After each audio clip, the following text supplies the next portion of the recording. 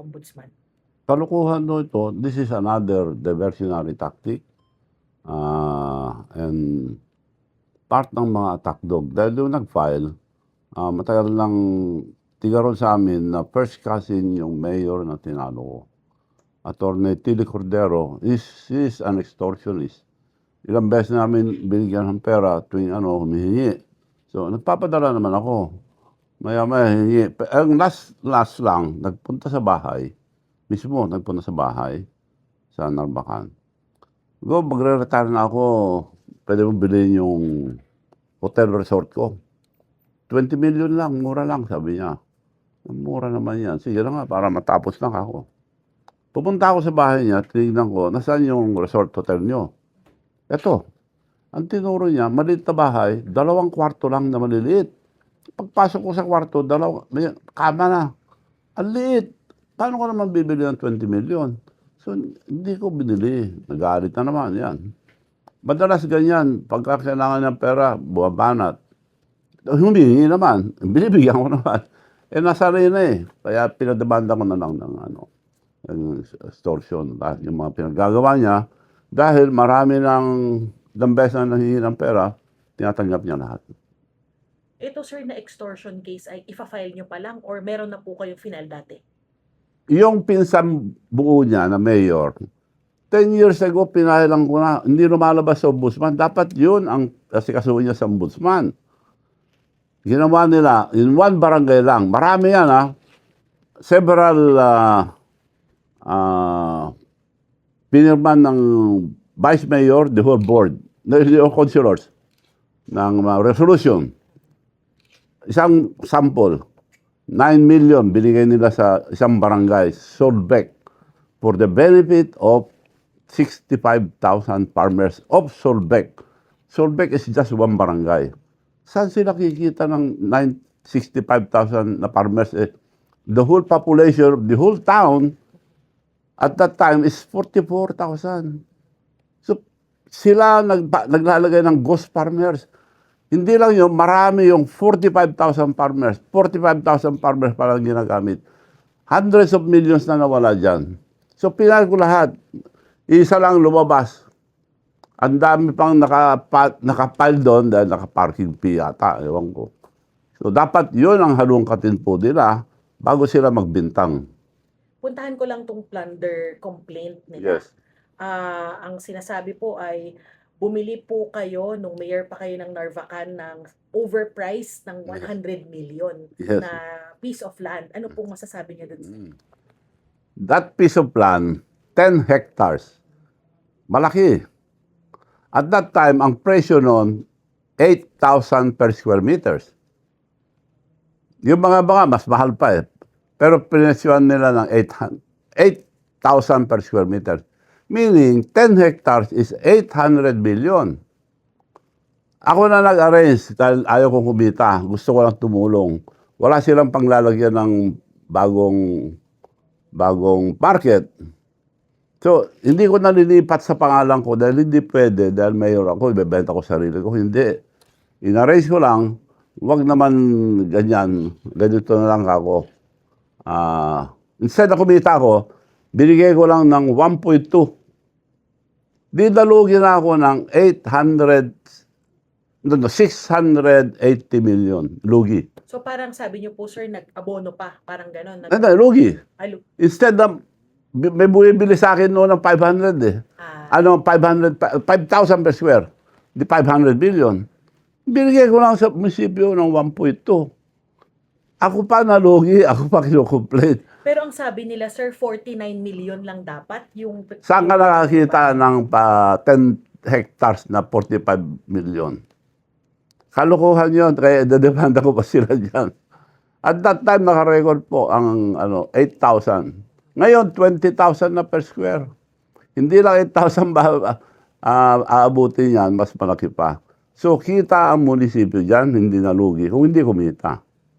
Kaya mali yung, ako nga dapat bigyan ng medalya, ako pa dadamanda.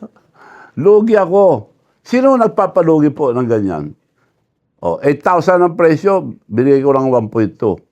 Who is willing? 680 million lugi kagad. Ako lang po, sa buong Pilipinas siguro, na nagpalugi ng ganyan. Pwede ko kitain kung corrupt ako. Sila ang corrupt dahil ang dami ng nawala na pera sa Narbacan, yung pinsang buo niya. Pending pa sa ombudsman. Dapat bago na ako imbestigahan ito, ilabas nila yung mga pending case ni Edgardo Zaragoza. Ang dami po. Ang liwanag. 45,000 farmers, ilang million, 80 million umbigay sila. Puro ghost. Po 44,000, it was certified by the government. Ang farmers sa Narbacan at that time, 6,000 lang. 45,000 farmers, ilang beses, paulit-ulit, 65,000 farmers. Ang liwanag. Bakit hindi nila balikan yon? Yun, demanda nila ako kung hindi totoo siya sabi ko. Sir, ang sinasabi pa po niya dun sa complaint ay dahil dinonate yung lupa para sa economic and industrial purposes, dapat daw po hindi nyo binenta. Wala naman donate eh. Sino magdo-donate? Wala magdo-donate. Yung lupa daw na 10 hectares, sir, dapat daw pang LGU use yun for No. It was owned by a textile company before. Nakalimutan ko na. Hindi ron nakabili nun, diba? So hindi siya sir, parang kumbaga Binili ko na ninegosyo ko sana. Pero nung para sa munisipyo na hindi ko ninegosyo. Binigay ko at a losing price, 1.2. ang tinatanong po nila ay bakit po binenta in the first place? Bakit po ba natin binenta yung lupa na yon? Wala kaming panglalagyan ng market. And that's the only buo na 10 hectares along the highway na malapit sa bayan. Maganda po yun na lupa. Napakaganda. Sir, punta ako sa Sulvec, yung sa Yes. Santorini. Yes. Kasama din po sa final nila yung graft charges po dahil hindi daw dapat, wala daw sapat na permits, pati environmental clearance. Ano po reaction niyo doon? Ito po, mabuti na banggit nyo. Binili ko noon dahil lahat pinagbebenta yung mga tourism na ginawa nila President Marcos na wala namang kwenta. At that time, ang 300 square meters lang, 3,700 square meters. Wala pang kalahati hektarya.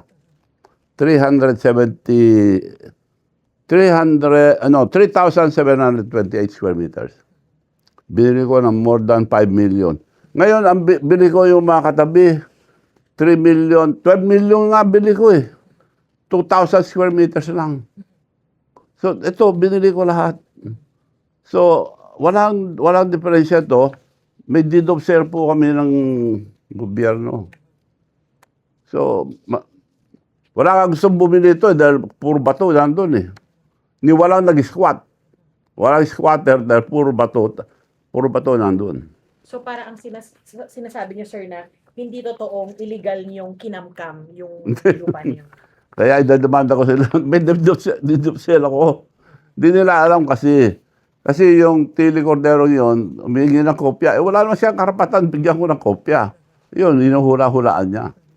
Sabi nila, sir, ay may mga nasira daw doon sa environment kasi wala pong permit yung pagko-construct nyo ng resort. So ano pong comment nyo doon? May titulo ako eh. Titulado yun. Nung araw, may lupa lahat yun. Tinanggal ko lang yung mga lupa para malinis. Kung may kasalanan ako ron, demanda nila ako. Multa ako kung may kasalanan ako. Pero may environmental compliance certificate kayo naman, sir, doon sa pagtatayo niya ng resort structure. Meron naman dahil private eh. Hindi naman kailangan dahil nga private property may titulo eh. So nagtayo na, tulong nga ang malaking attraction ngayon eh. Kaya instead na private yon, gagawin ko na ng commercial dahil dami ng tourist attraction na para sa tao. At kulang na kami sa hotel dahil dami na namin tourist sa Vigan. Sir, ano na lang pong reaction ninyo na sabi niyo po pala, kilala niyo po ito si Attorney Cordero. Anong reaction niyo po na finailan kayo ng graft and plunder charges? Matagal lang attack dog yan, professional, extortionist. tumanggap ng pera eh. Nanghihingi ng pera. Tinanggap naman. Ayaw ko na lang buloy na. O sige na, bigay na ako ng bigay. May mga tao nagbigay. Naka-video lahat at tutestigo sila. Latest nga, binibentahan ako ng hotel resort na 2 kwarto na maliliit. 20 million. Paano naman ako papayag niyan? Nagalit na naman sa akin. Ayun, nag-file na naman ngayon. So, anong next action niyo, sir? Pero ito, hindi lang yun eh. Palagi ko may nagpapaandar na sa kanya. File ka agad sa ombudsman, kukulong daw ako. Kung totoo yan, I'm willing to go to jail. So this another, they're taking advantage. May nagpupundo na naman dito na malaki. Meron po ba kayong hinala kung sino yan, sir? Meron, pero di ko masabi dito, magde-deny lang.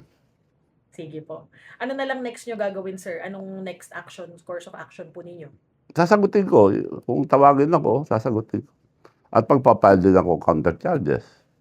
Dahil hindi naman totoo itong mga bintang nila. Thank you so much. Thank you very much. Salamat.